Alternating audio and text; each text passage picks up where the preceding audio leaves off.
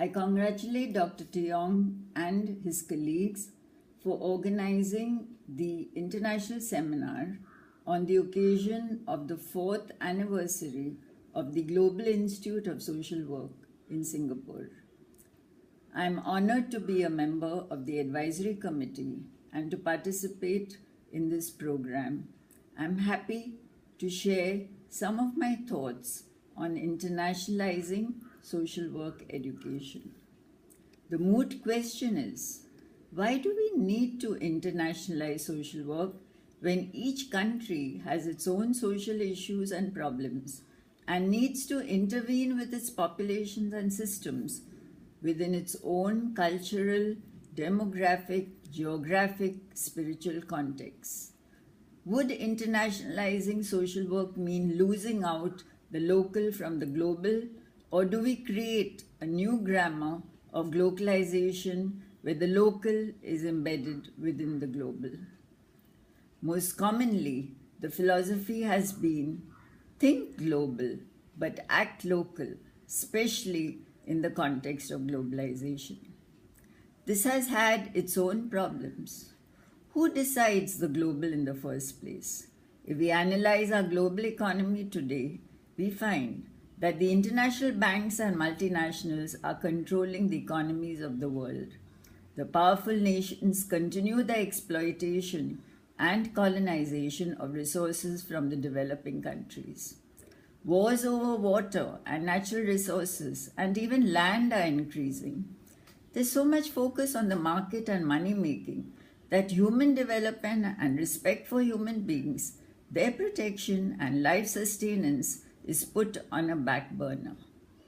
Take the example of the Paris Accord on climate change. The US president refused to support it. Already, with climate change, we are witnessing natural disasters day in and day out. The cyclones in Vietnam and the US, flooding in India, earthquake in Puerto Rico.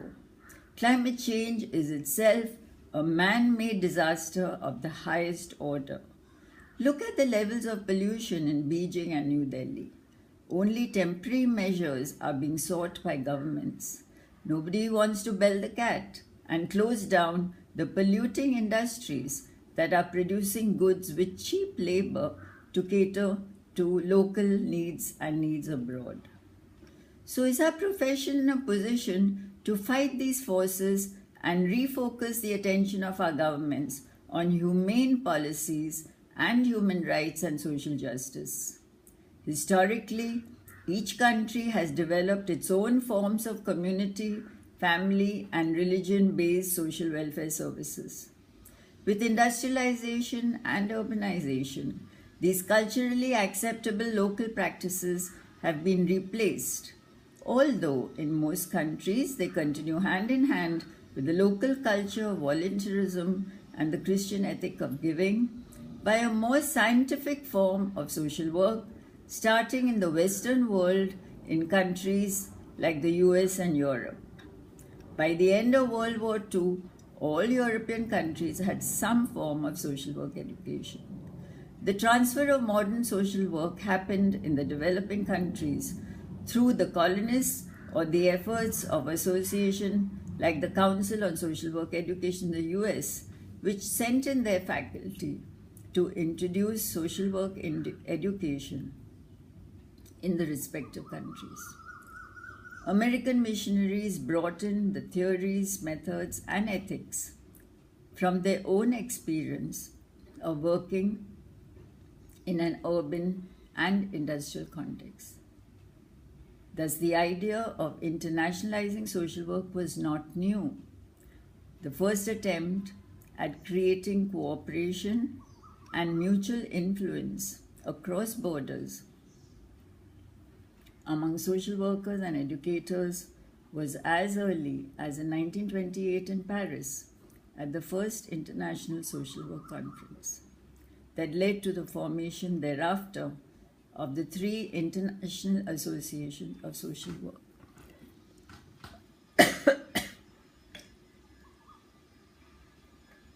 Namely, IASSW, IFSW and ICSW, and later the formation of the regional and sub-regional associations of social workers and on social work education. All these modes have encouraged the sharing of theory and practice across nations, as well as the questioning of the Western model of social work education, leading to a movement advocating the development of indigenous theory and practice, especially within the colonized countries. International exchanges between faculty and students has seen a leap since beginnings of transfer of knowledge from the north to the south. International organizations like the United Nations, the European Union, as well as the International Social Work Associations have also supported capacity building in countries in the south. The most recent example is of the collaboration between the Council of Social Work Education, Catherine Kendall International Institute, the IASSW, and the China Association of Social Workers coming together to develop the China Collaborative, a program for capacity building of social work faculty in China. IASSW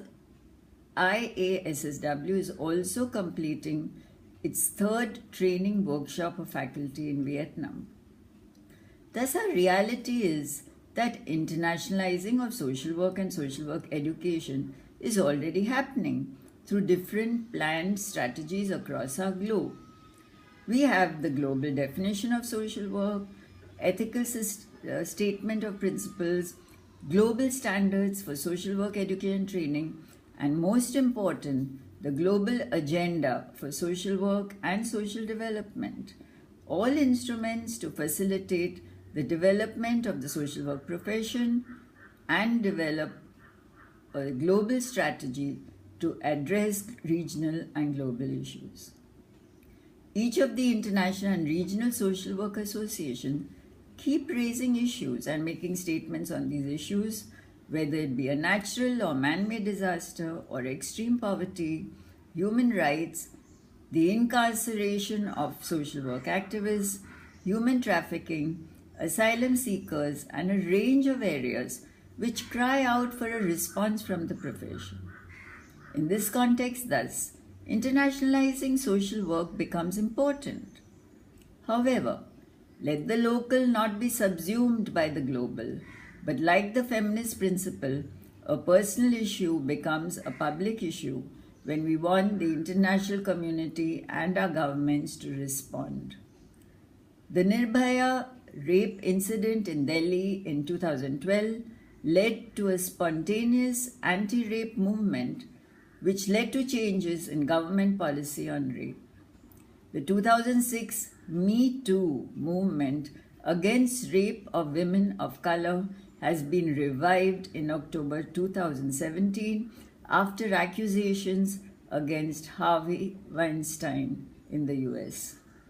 These are movements not created by social workers, but these are illustrations of how a local incident can become a global issue. This is what the global agenda does. It is a manifestation and symbol of an issue-based social work. There are challenges to internationalize, and they are several. For an effective local social work response, social work training and education has to be often in the local language. English is perceived as an elitist foreign language in several of our countries. Language would always remain a barrier to the enhancement of participation of social work internationally. Although IASSW has a language policy to translate its documents in at least 5 languages, including Chinese, adding more means more expense and need for more volunteers and their participation in these processes. The other challenge is where there are limited resources, even for imparting basic education in the country, and lack of access to poverty groups. Diverting resources for training students in international social work seems an unethical proposition. This has led to a reluctance on the part of some governments to introduce or support international social work or internationalization of the program to stop the brain drain of the young students and faculty from seeking higher studies and jobs in social work in foreign lands. Although, with the opening of borders and increased travel and communication and the rising aspirations of youth, this cannot be stopped. The alternative is that university systems are creating twinning programs by sharing credits. A semester, for instance, at the Department of Social Work in the National University of Singapore is exchanged with a semester in an Indian school of social work. In most instances, students have to pay for their travel, while some of the schools in developed countries waive the tuition fees and also provide free accommodation. Thus again, the partnership is between the North and South, but very few such exchanges happen between South and South schools unless they receive good sponsorship from an international organization or a donor agency.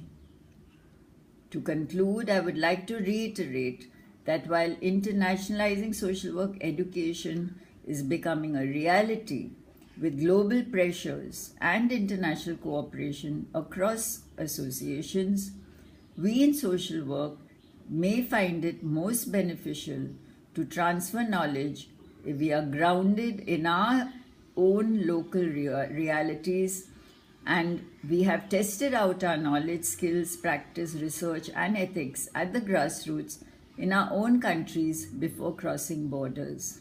However, there is definitely a need for social work trained workforce in international organizations like the United Nations, UNICEF, UNAIDS, UNESCO and others that are working on global, social, environmental, health, education, human rights and other social justice issues.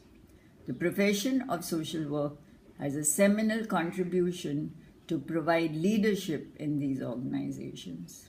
I conclude again by wishing the seminar participants and organizers a very productive dialogue and a very successful event.